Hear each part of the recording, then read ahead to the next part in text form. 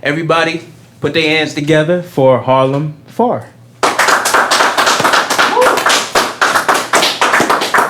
Go ahead there, have a seat. Thank you. Get comfortable. I see you got your tea. How's that treating you? It's treating me well. Treating you well? Yes. All right. Thank you so much for coming to check us out, sharing your talents. Me personally, I've been very excited about this interview. This is a special one for me because I've been familiar with your work since like 2019. Yeah, since like 2019, 2018 kind of. So I got a quick little story. I ran a podcast for about 5 years. Still comes and goes here and there. And we used to feature a song from an artist every episode. And I DM'd you and never got a response. It happens, yeah. It's so buried in there. No, Sorry. no problem. But years later, it just works out, you know? So now here we are. I'm a believer in divine timing, and I wasn't meant to speak to you then. But now here you are. Welcome to Seaux Live. Thank you. How are you? I'm doing good. Doing good? Yes, I just moved to New York, so I'm like really settling into the new chapter of life. Uh-huh. But I feel like I'm supposed to be here in everything that I'm like engaging with. Right. What part of New York? Dang, I gotta say it. No, Okay, you don't. Don't say it. Don't say it. You're right. I'm thinking we're speaking off camera. So, I mean, I want to get right into it. The art project. It released June 7th, and I've had the pleasure of sitting with it for a month. Very dope project, long anticipated. How does it feel letting your baby go? Yeah, it feels just like that. And it's so funny because along the way, like, it was just getting over the humps of perfection. Mm-hmm. And just reaching that point of like, this is how it's going to be with all that I can possibly do with what I have, my resources, my like situation. Like, this is all I can possibly do, and that's going to speak for itself. Like, I just trust that that's going to speak, and it has. And I'm just like, it's wild. It's a wild feeling to receive, like, you know, I guess goodness about it, because when you work on something, you know the ins and outs of it, and you like hear everything. Mm-hmm. But people don't have that perspective. They're just like, they just see it for what it is. And so, do you go back and listen to it? Do you hear like the imperfections? Like, is there still things you want to tweak? Or honestly, no. Maybe that first, like when it came out at midnight, like maybe then. But ever since, like, I literally just texted my engineer the other day. I was like, for Saving Captain, I was like, this is fire. Like, I had to like reach that point of like being a listener and not like a critic. That's interesting because, you know, as an artist or as artists, you do have to remove yourself from the creative process of it and listen to it as just somebody who stumbles upon it. How are you able to cut that off and on? Did it just take time? Like, I guess because you just, once you release it, it's no changing, it's no control, so you're kind of forced to just like be in that role of this is what it is, this is what I presented. You opened the album up with the track Welcome. And to me, it sounds like a thank you record. It sounds like almost an ode to everyone else, but also yourself. Like, hey, I made this happen. So what are you most proud of with this project? Seeing it through. For real. Like, I've been talking about making an EP for years. Like, I started making my own music 2017, like uploading stuff to SoundCloud, playing with like GarageBand, and then like by 2018 I was like, I'm gonna make an EP. Like, literally always saying that online, like, I'm gonna make an EP. And then last year it just seemed like it's time. Like, it's time to actually dedicate time to like compile sounds, explore, and like flesh out something. And an EP is like a good start, you know, before an album or something. So it's like a good just stepping stone for me. Did it feel daunting a little bit? No, it was pretty, like, it was pretty fun actually. It was fun. Off camera, you spoke of the improvisation. I can't even say the word improvisation of jazz, and how that kind of removes any nervousness you have when performing. Does that or did that improvisation make its way into your creative process for this album? It did. Some moments were, like on the spot, one take, but a lot of, like, I'm very much a, like, meticulous, detail-oriented person, so it was a lot of retaking the same bass line for, like, 5 weeks. Really? Like, yeah, like, for Follow Me, that changed so many times. Like, it was the same bass line, but I had to get the feel right. Right. It's just like, going pocket? home listening. Yeah, Yeah, get I the had pocket. to. And Saving Captain was she was the trouble child. Like, Yeah. And it was like, the music was there, like, the song was there. It was just me making sure everything was, like, glued, like, making sense. Mm-hmm. It's that. You've mentioned before that your favorite instrument to play was the bass. Is that still the same? And if so, why is that your favorite instrument? I like the bass too. I feel like that's like the heart of that's the, I don't know, like the oomph of any song. And So it's so subtle, like in the scheme of like a band, like you feel it and you hear it, but you aren't maybe so like actively listening to that. Like you might be listening to guitar because it's so out there, so lead, or piano is so obvious, but the way the bass is like literally glue for the harmony. And I'm a harmony freak, so like we see. just like I'm very familiar with your harmonies is there. Yeah. You so know what I bass like? it like grounds it for me. You know what I like in the bass too? It's like those like really deep undertone sounds in movies that like you feel, Yeah. but you don't really hear. I feel like that's the Exactly. bass. Yeah. Take me to childhood real quick. Like, where are you from? Right. Yeah, I'm from Spartanburg, South Carolina. Okay. What's Spartanburg like? Spartanburg is it's in the upper part of the state of South Carolina. I grew up on the south side, so Okay. yeah. Bunch of like ancestral lineage for me. Like my great grandfather was like priest at an Episcopal church, and he like opened the church up to be sort of an after school community place for the community kids and the neighborhood kids, and that kind of kept folks out of trouble. It was very like forward thinking, and passed that on to his children, passed that on to my mom, and then here I am. So like Spartanburg just has that. It's my real roots, my foundation as far as like just being instilled with just that stuff that makes me who I am. I'm gonna take a wild guess. Was through like the church your introduction to music? So let me like paint the scene, because I'm black, African American. Me too. Yeah. And like most of my friends growing up went to like Baptist churches and like churches where there was like gospel music. My church did not have gospel music. We sang hymns. Okay. Which is interesting to me. But like I got the exposure of that, spend the night at friends and we go to their church, and like it wasn't like foreign.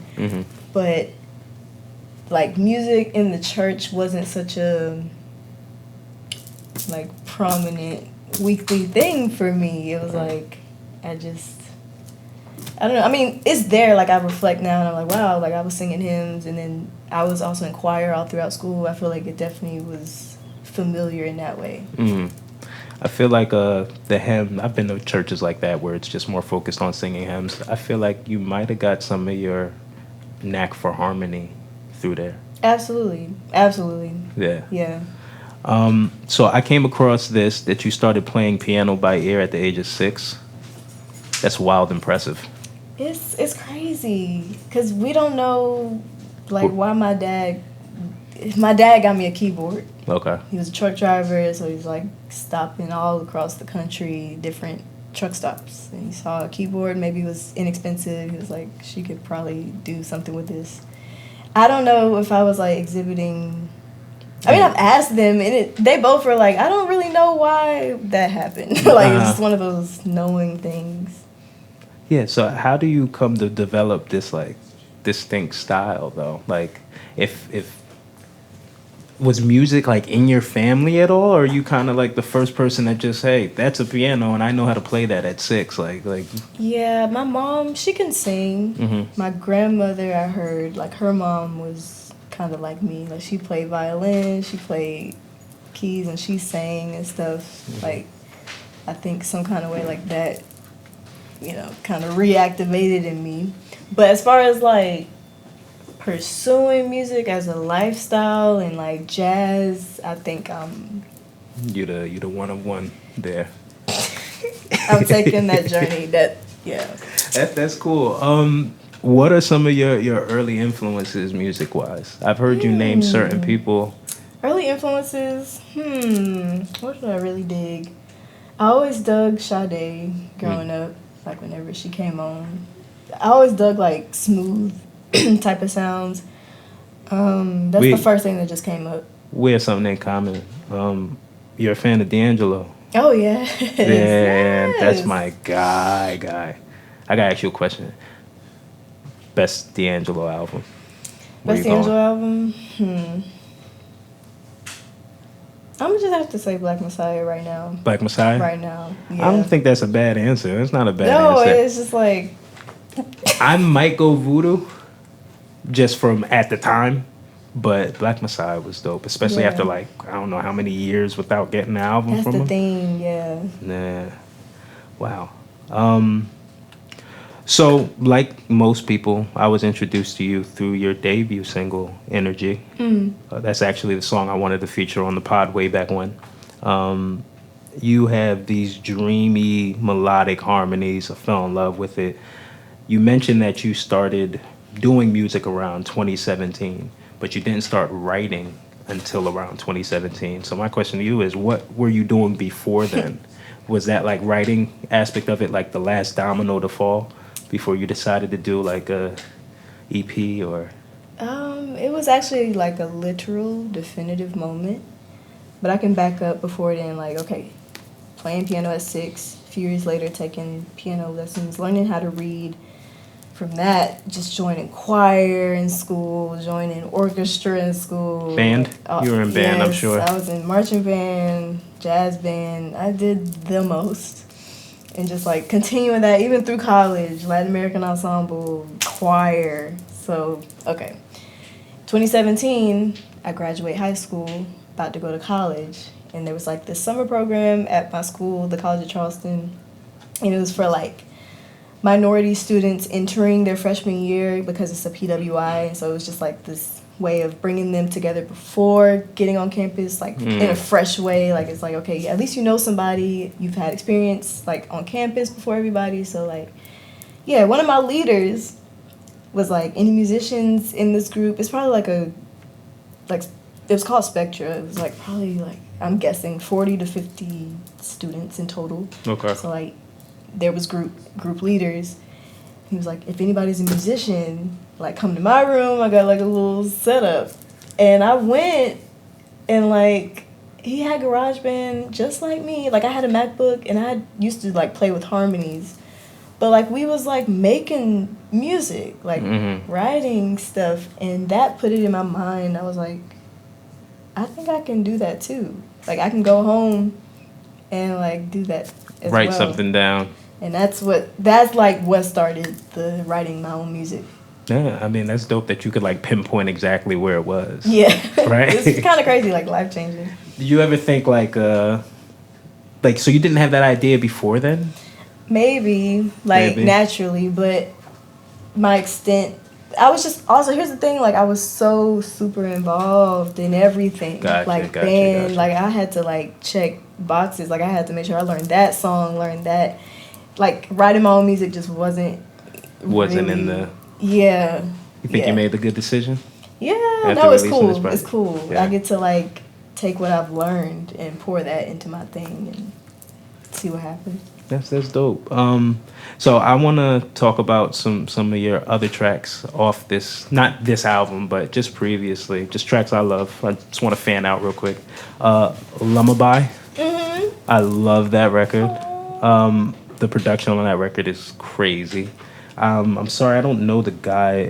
Mejiwan. Mejiwan? Shout out, yeah, Mejiwan.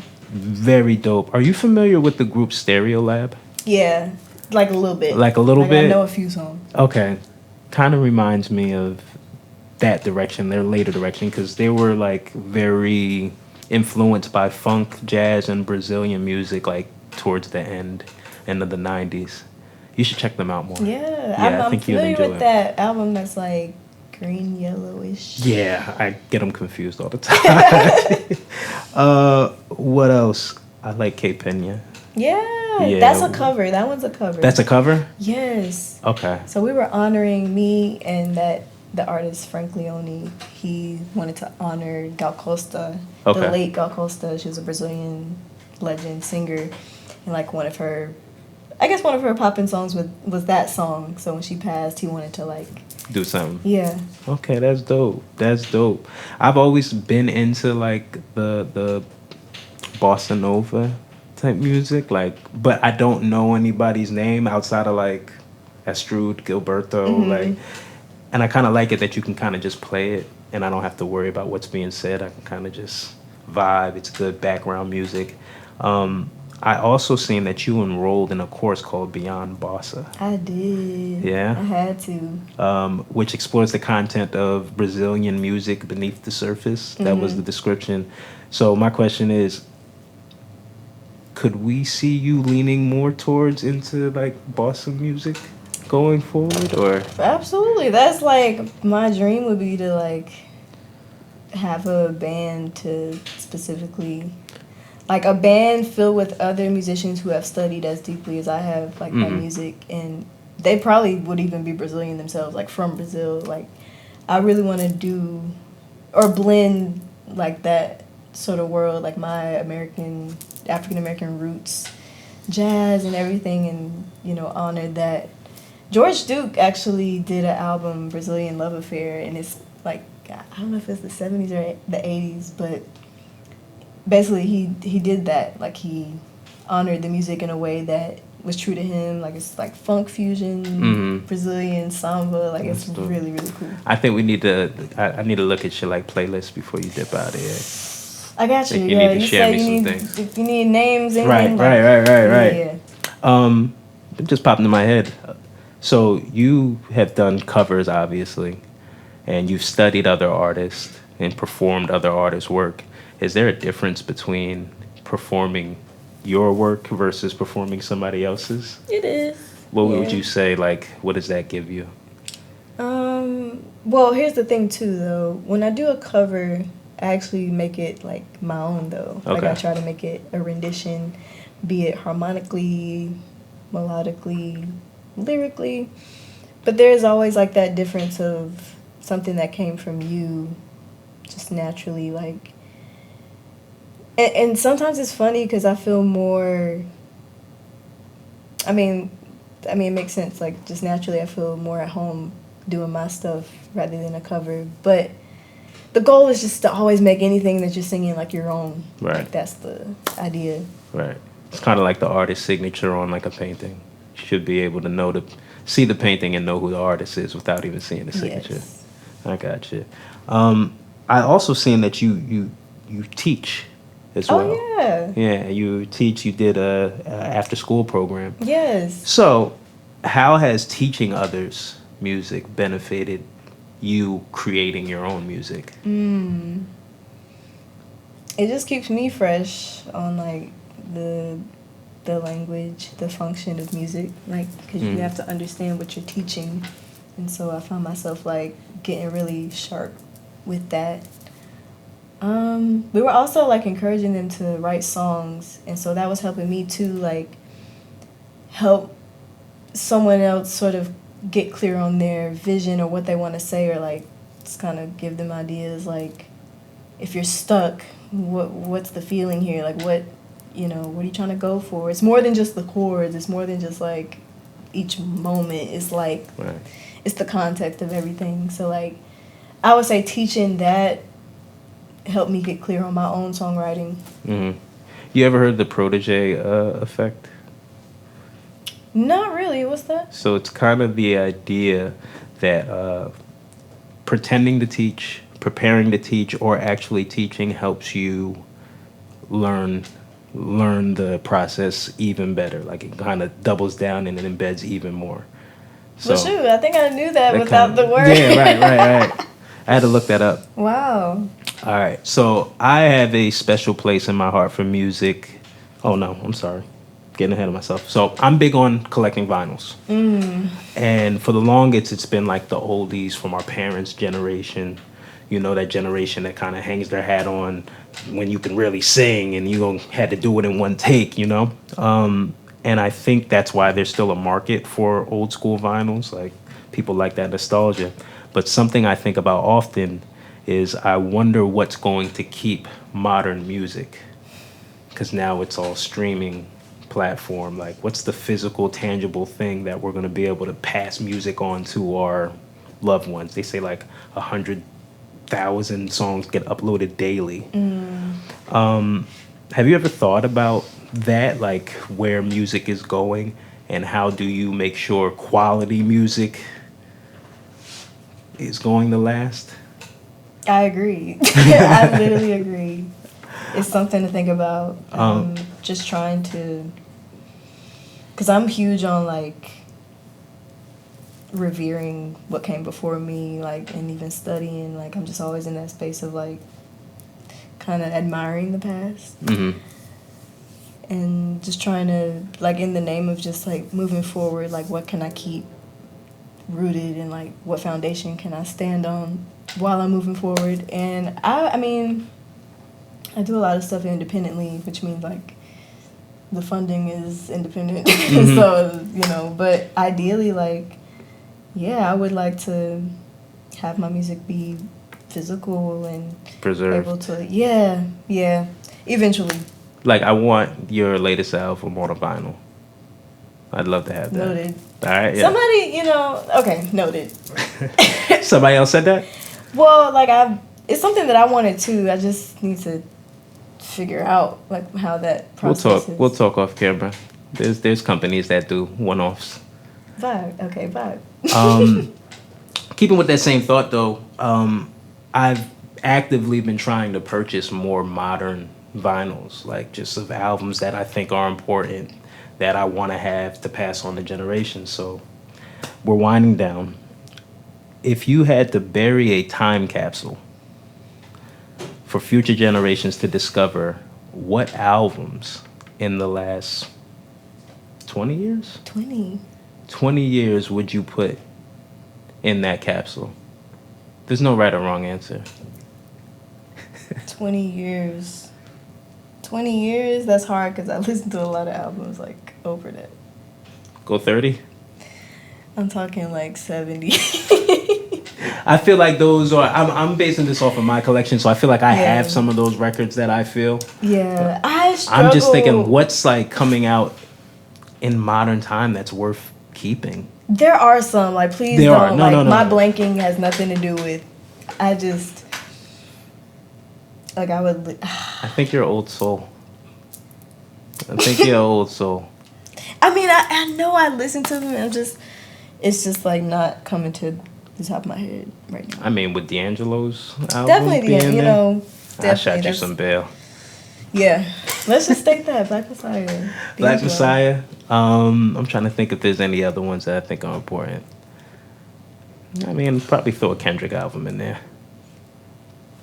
Maybe. I would have to look through my library. That's the thing. Okay. Yeah. Okay. Sorry about that. No. Don't feel any type of way. Yeah. I mean, I think we got through it. I appreciate you. Thank you. Thank you very much for sharing your talents. Thank you for the exclusive that nobody will hear. Hey. And please come back. Please come back. Can we give it up?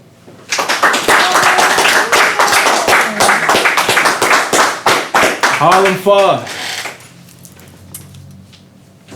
And that's a wrap. Period.